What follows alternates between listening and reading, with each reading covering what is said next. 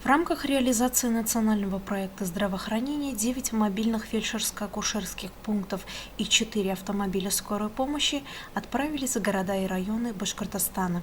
Торжественное вручение прошло в минувшие выходные на площади Дома Республики. Ключи от передвижного ФАПа главному врачу районной центральной больницы села Верхнеиркеево Разиде Гатауллиной вручила министр здравоохранения России Вероника Скворцова.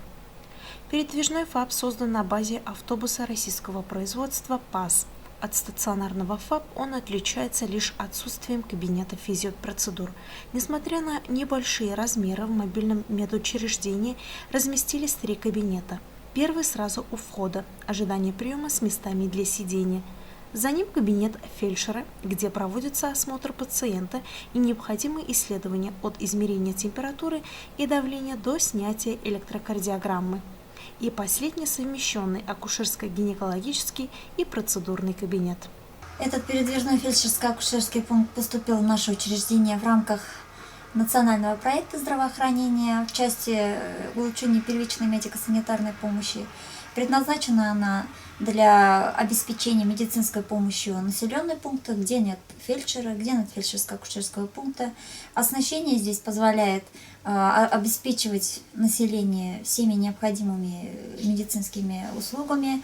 Это оборудование ЭКГ, анализаторы сахара, холестерина, гемоглобина имеется, дефибриллятор. Имеются сумки для неотложной медицинской помощи, для принятия экстренных родов и различные посиндромные укладки. Передвижной ФАП у нас будет функционировать по графику, населенные пункты.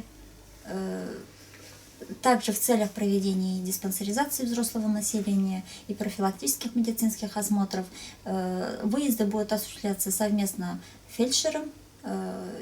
Иногда по потребности будут у нас акушерки выезжать и врачи-специалисты.